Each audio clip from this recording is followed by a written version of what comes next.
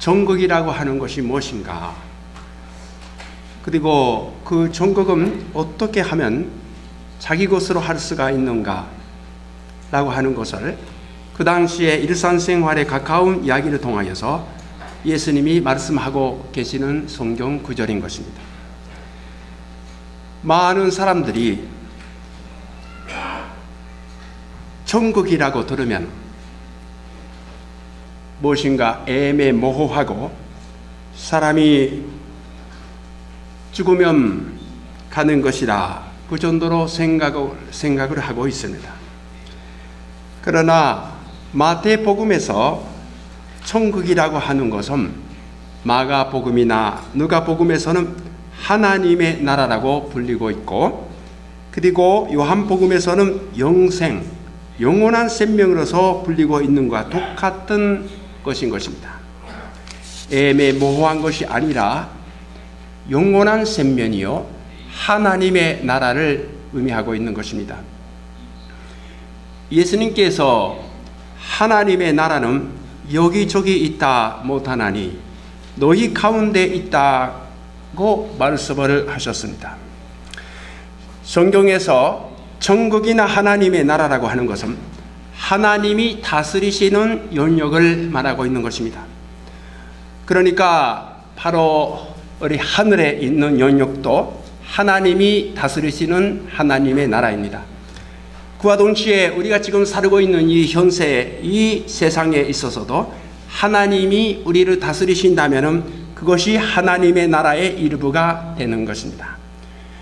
하나님의 은혜로 인하여서 중생을 하고 하나님의 말씀인 예수 그리스도의 삶이 우리의 삶이 되어지는 그와 같은 것이 하나님의 나라의 실체인 것입니다. 우리들이 지금 이때 살아있는 동안에도 가질 수가 있고, 아니 살아있는 동안에 가지고 있어야 죽음 후에도 유지되는 것이고 더 커지게 되는 것입니다. 그게 천국인 것입니다. 그리고 이제 우리가 죽음 후에도 죽음도 고통도 슬픔도 없는 천국에 갈 때까지 천국의 비밀을 경험을 하면서 인생을 걸어갈 수가 있다고 예수님이 약속을 하셨습니다. 요한복음 11장 26절에 너를 살아서 나를 믿는 자는 영원히 죽지 아니하리니 바로 그 뜻인 것입니다. 예수 그리스도를 믿는 자는 살아서 살아있는 동안에 예수를 믿는 자는 영원히 죽지 아니하리니, 살아있는 동안에 영생이 마음속에 주어지고 죽음 후에도 없어지지 않는, 사라지지 않는 생명이 바로 천국이요 하나님의 나라요 영생이라고 하는 것입니다. 마태복음 13장 44절을 본다면 천국은 마치 밭에 감추인 보화 같으니 사람이 이를 발견한 후에 숨겨두고 기뻐하여 돌아가서 자기의 소유를 다 팔아서 그 밭들을 샀느니라 라고 하는 말씀이 있습니다. 천국은 밭에 감추인 보화를 발견하는 것과 같다고 하는 것입니다. 우연히 농사를 짓고 밭을 갈아 있을 때에 밭속에 감춰져 있는 보화를 발견하게 됩니다. 이와 같이 어떤 사람은 그 인생에서 나도 모르는 계기로 천국을 발견해서 놀라 기뻐할 경우가 있습니다. 그 다음에 45절 46절을 읽겠습니다. 또 천국은 마치 좋은 진주를 구하는 장사와 같으니 거기에 값진 진주 하나를 만나매 가서 자기의 소유를 다 팔아 그 진주를 샀느니라. 천국이라고 하는 것은 가장 귀한 진주를 찾는 찬사와 같다라고 하시는 것입니다. 너무나도 귀한 진주를 찾고 있었던 찬사가 오랜 세월의 수고의 후에 드디어 그 진주를 만나게 됩니다. 이와 같이 어떤 사람들은 그 인생에서 인생의 참된 뜻을 헛되지 않는 삶보람을 찾고 구하고 여러 종교를 구하거나 여러 철학을 찾아가거나 해서 드디어 천국을 만나게 되어서 기뻐하는 장면인 것입니다. 양쪽이 어느 쪽이라도 괜찮습니다. 나도 모르는 계기로 사이에 천국을 발견하게 되는 경우도 있고, 오랫동안 열심히 구하고 구한 결과로 천국을 자기 것으로 할 수가 있는 경우도 있습니다만, 그 양쪽이 천국을 발견했을 때에 자기의 모든 것을 던져서 막혔다, 자기의 모든 것을 주님 앞에 다 막혔다라고 하는, 던졌다라고 하는, 그리고 그것을 자기 것으로 확실히 삼았다라고 하는, 자기의 모든 것을 일단 주님께 맡기고 버리고 던지고, 그리고 그 주어진 천국을 자기 것으로 확실히 자기 것으로 삼았다라고 하는 그 점이 중요한 점이 되는 것입니다. 포인트가 되는 것입니다. 사람마다 다른 배경을 갖고 있습니다. 여러 가지 다른 모양으로 믿음을 갖게 될 것입니다. 그러나 누구라도 똑같이 천국을 자기 것으로 할 수가 있는 것입니다. 천국은 세상에서 많은 사람들이 그냥 흔히 하고 느끼고 있는 그와 같은 애매모호한 것이 아닙니다. 의지할 수도 없는 그와 같은 것이 아니고 확실한 실체요, 영원히 없어지지 않고 사라지지 않는 그것을 발견할 자에게는 힘이 되는 보화인 것입니다.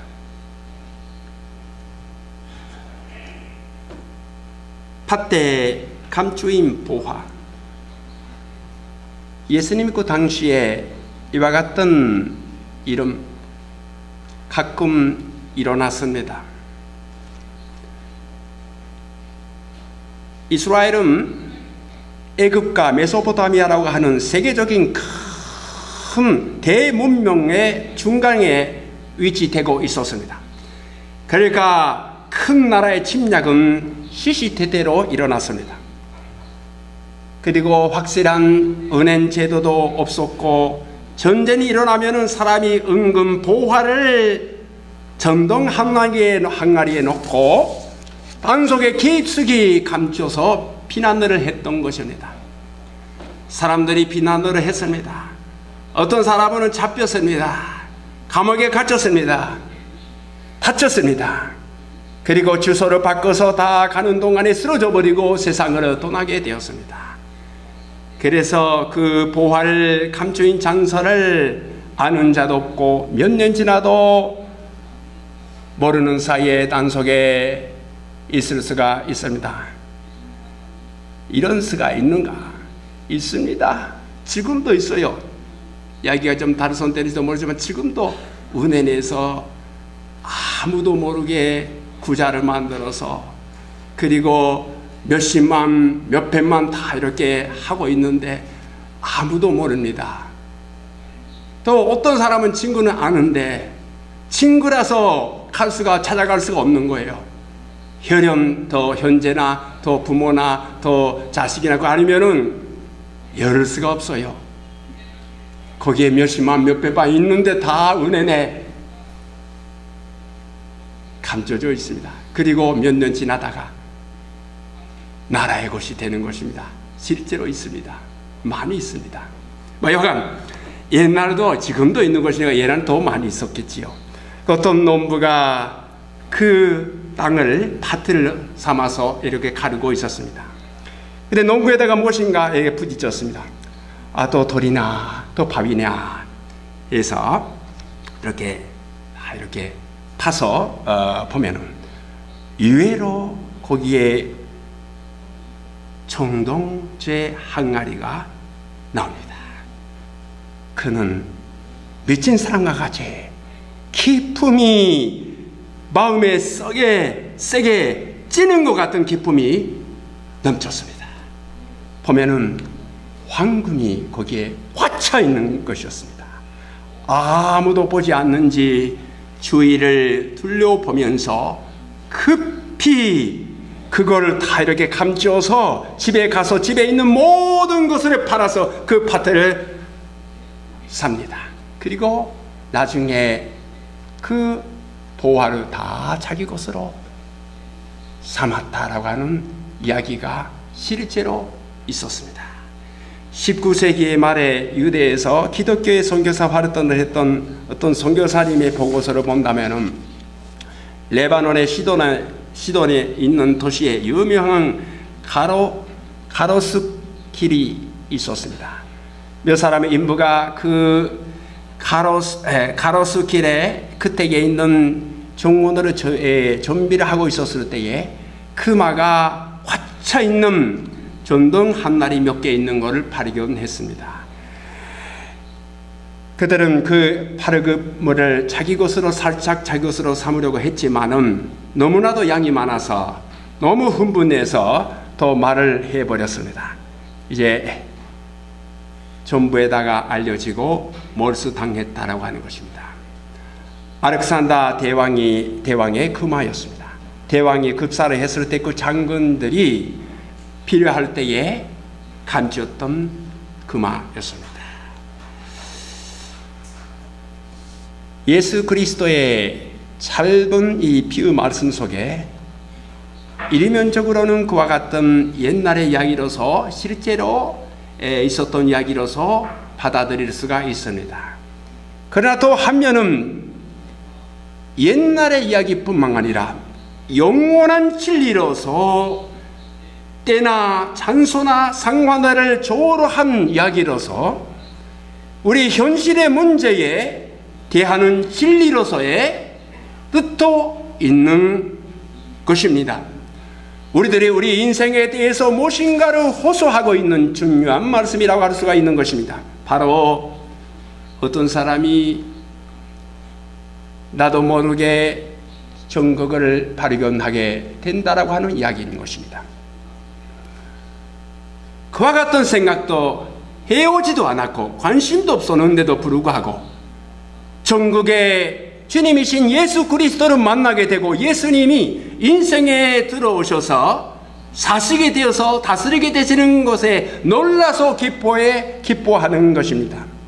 성경 말씀에는 생각조차 아니했는데도 불구하고 전국의 주님이신 전국의 바로 그 자체이신 예수 그리스도가 그 인생에 드리블을 해왔던 이야기와 메시지가 넘치고 있습니다.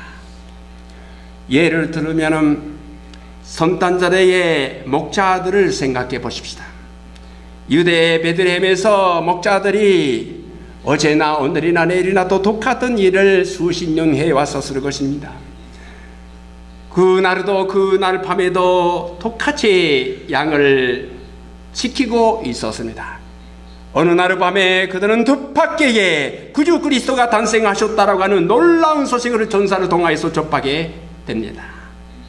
그때에 똑같은 일을 하고 있었던, 똑같은 장소에서 똑같은 일을 하고 있었던데 갑자기 전사들이 나타나서 오늘은 다윗의 동네에 노기를 위하여 구주가 나셨으니 그 그리스도 주시니라 라고 하는 놀라운 소식을 인류에 처음으로 듣게 되었던 것입니다. 뜻밖의 기대도 하지 아니하였는데도 불구하고 뜻밖의 모양으로 구주를 만나게 되었습니다. 사마리아의 여인 경우도 마찬가지입니다. 그녀는 자기의 어두운 과거 때문에 다른 사람들이 물을 기르러 오는 시간을 피하여서 우물가에 갔습니다. 그런데 가봤더니 모르는 나그네가 우물가에 앉아서 물을 좀 달라고 하는 게 아닙니까? 이 나그네와의 대화가 계속되는데 그 여인의 마음속에 점점 구주에 대한 약속이 생각나서 메시아 곧 그리스도라고 하는 이가 오실 줄을 내가 아노니 그가 오시면은 모든 것을 우리에게 고하시리이다 라고 말했습니다. 그녀의 이와 같은 말을 듣고 그 나그네가 놀라운 선언을 하게 됩니다. 내게 말하는 내가 그러라. 로마서 10장 20절을 본다면 내가 나를 찾지 아니한 자들에게 찾은 바 되고 내게 묻지 아니한 자들에게 나타났노라. 어느 날 갑자기 감춰진 천국의 보화를 발견해서 놀라 기뻐하게 됩니다.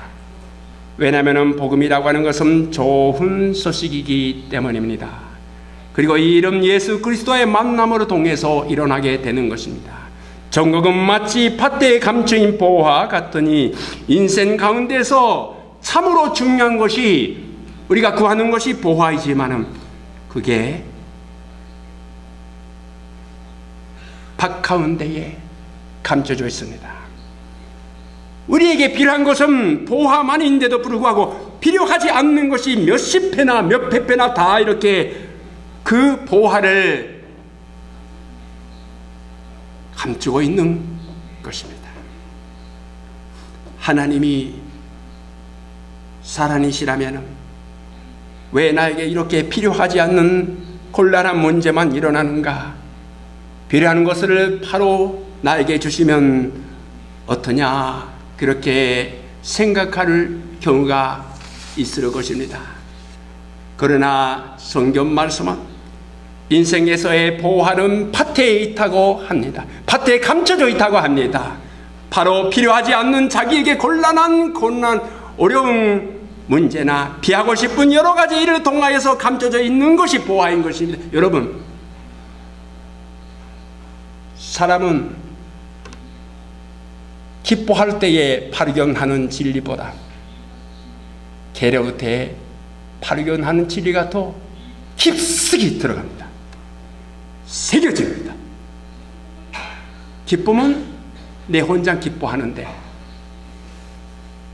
거기에서 새겨진 그 추억은 슬퍼하고 있는 많은 자들하고 공감을 할 수가 있게 되는 것입니다. 앞으로 전리하게 되면, 전리되면 그렇습니다. 전리되지 않으면 아무것도 일어나지 않습니다.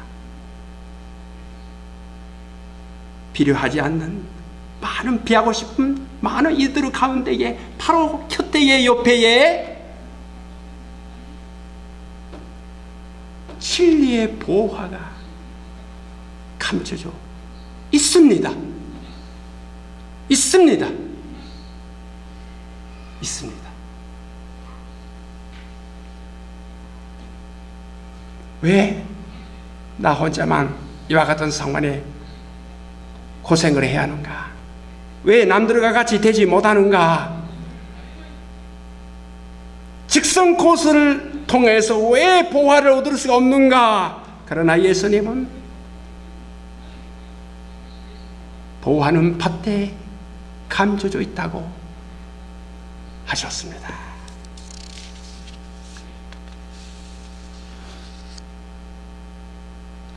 이 보화는 당신의 인생에서 꼭 있어야 하는 보화인 것입니다. 농업에 익숙하지 않는 사람이 천대콩에 씨를 뿌렸습니다. 이제 싹이 나서 점점 자라서 콩이 열매를 맺기 시작합니다. 그러나 콩의 열매가 쉽게 커지지 않습니다. 그분이 농업을 잘 몰라서 아마 이 영양분이 더 잎사귀 다 가는 것 같아. 이렇게 큰 잎사귀가 필요 없는데 라고 생각해서 그 잎사귀를 다 이렇게 빼버렸습니다. 그때 얼마 안 돼서 그 콩나무는 완전히 말라 버렸습니다. 단용한 것입니다. 자연이 그렇게 필요하니까 잎사귀 크게 하고, 크게 하면은 그 나중에 시간이 걸리면은 이 열매를 크게 하려고 하는 잎사귀인 것입니다. 영양분들 잎사귀를 동해서 이렇게 다 이렇게 흡수시키는 것입니다. 단용한 것입니다. 농업으로서는 단용한 것입니다. 그러나 자기의 인생의 일이 되면 그것을 반드시 단용하다라고 생각하지 않는 것이 우리 인간의 어리석음인 것입니다. 보화는 밭에 감춰져 있습니다. 그리고 현실의 모순이나 어려움 속에서 우리가 보화를 발견할 수 있도록 준비되고 있기 때문에 우리는 그것으로 믿고 주님께 구하면 되는 것입니다. 여러분이 지금 부딪히고 있는 그 여러 개인적인 상황이나 그런 것들이 있으면 바로 그 밭 가운데에 보화, 주님과의 만남, 천국이 감춰져 있습니다. 구하시기 바랍니다. 계속해서 구하시기 바랍니다. 주님이 나도 모르는 방향에 대답을 해 주실 것입니다. 하나님은 한 사람 한 사람의 상황 중에 필요할 때 필요한 만큼 필요한 방법으로 천국으로 체험할 수 있게 준비를 해 주시는 것입니다. 왜냐하면 하나님의 나라는 너희 가운데 있다고 예수님이 하셨기 때문입니다. 그리고 그것은 지금 우리의 인생이라고 하는 밭대에 있다라고 하는 뜻입니다. 많은 사람들은 이런 일을 할 수가 있게 되면, 이런 것을 얻게 되면 행복하게 되는데 라고 생각하면서 지금을 참고 살아 있습니다. 그러나 성경이 가르치는 삶이라고 하는 것은 지금 있는 상황에서 우리의 인생이라고 하는 밭 속에서 천국의 보화를 발견할 수 있도록 하나님이 인도하시는 것을 알아야 하는 것입니다. 와타나베 카즈코 선생님이라고 하는 기독교의 참으로 유명한 선생님이 계시지만 지분の置かれたところで咲きなさい. 자기가 두어진 곳에서 피십시오. 자기가 두어진 곳에서 피십시오. 자기를 거기에 두신 분이 누구냐? 하나님이시지. 그러면 하나님의 뜻이 있어서 그렇다. 그래서 그 자리에서 피십시오라고 말씀을 했습니다. 언젠가 이렇게 되면은 저렇게 되면은 잘 될 텐데 라고 하는 때는 거의 오지 않습니다. 지금 이렇게 어떻게 되어 있는지 복잡해서 모습만 있는 현실 가운데 예수님을 만나서 그분이 마음속에 거하시게 되면은 천국을 자기 것으로 할 수가 있는 것입니다. 그 다음에 45절 46절의 도천국은 마치 좋은 진저를 구하는 잔사와 같으니 급히 값진 진저 하나를 만남에 가서 자기의 소유를 다 팔아 그 진저를 샀느니라라고 하는 말씀이 있습니다. 극히 값진 진저를 구하는 잔사입니다.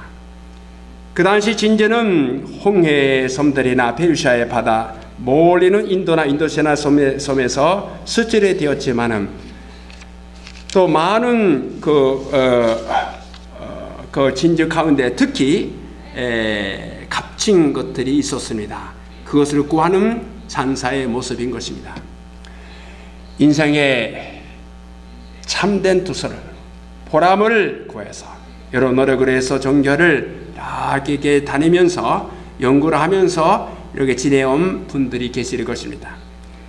마음에 헛된 것을 채울 수가 있는 무엇인가를 구하는 사람들도 있습니다.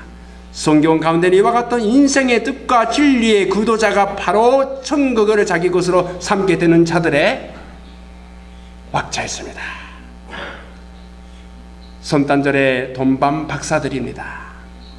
인생의 그리고 세계의 비밀을 찾고 구하는 가운데에 구주 예수 그리스도의 탄생을 알려주는 계시의 별을 발견해서 먼 나라에서 유대의 땅까지 와서 겸비를 했던 돈밤 박사들입니다. 니고데모도 있었습니다.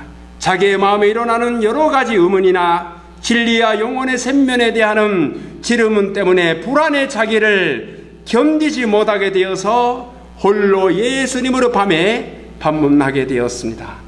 그는 높은 지위가 있었고 지식도 있었고 재면도 있었기 때문에 어려운 일이었지만 자기의 신분이나 사회적인 입장을 물리쳐서 예수님께 면회를 구하여서 진실로 진실로 내게 이르노니 사람이 거듭나지 아니하면 하나님 나라를 볼 수가 없느니라고 하는 말씀을 듣고 드디어 예수 그리스도를 믿게 되어서 천국을 자기 것으로 삼게 되었던 것입니다.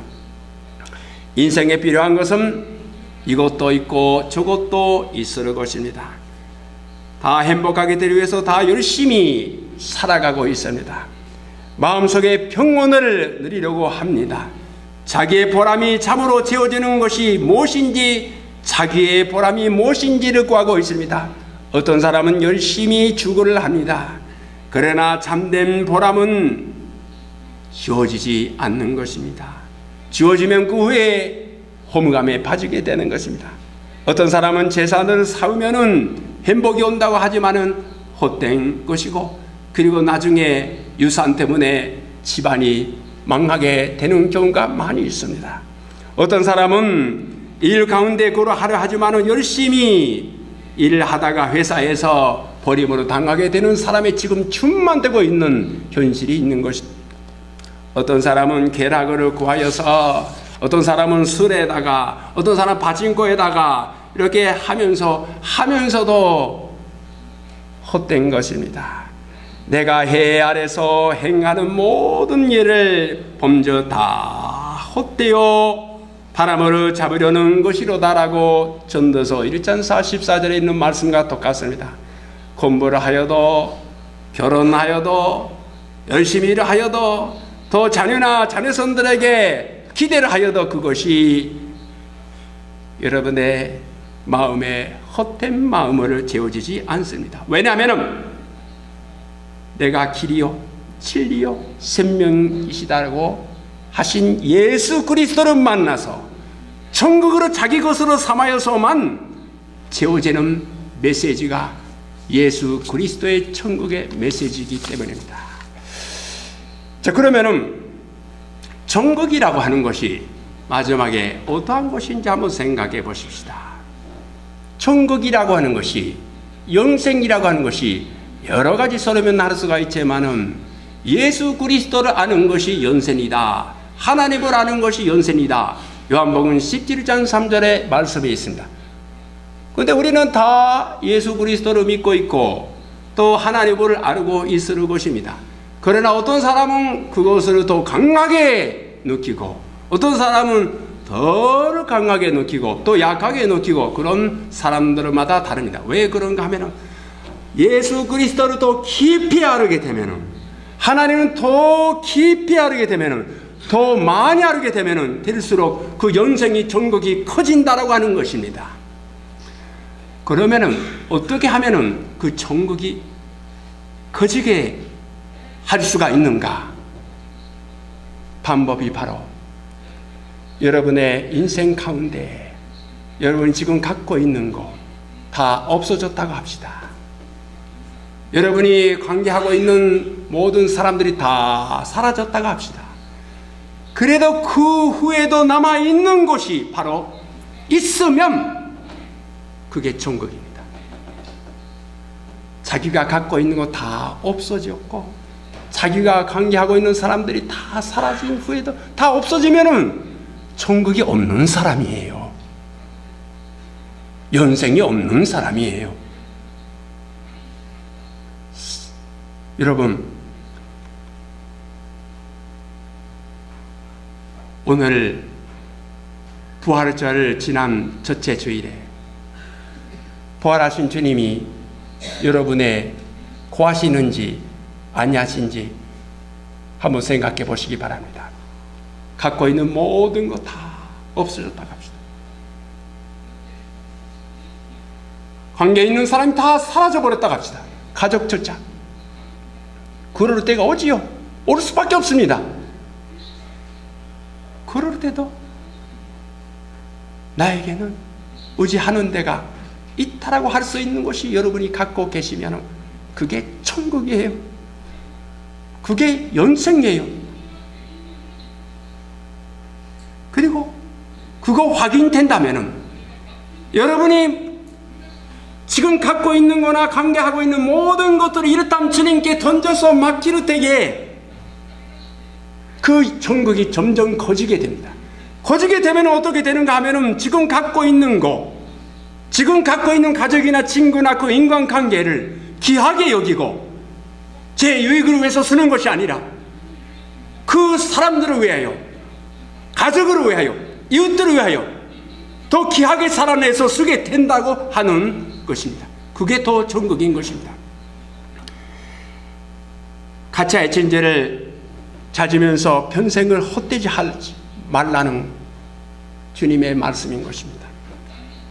박하은대에 뜻밖의 보화를 발견된 사람, 더 가장 귀한 진죄를 찾으려고 드디어 발견하는 장사, 공통점이 바로 한 가지입니다.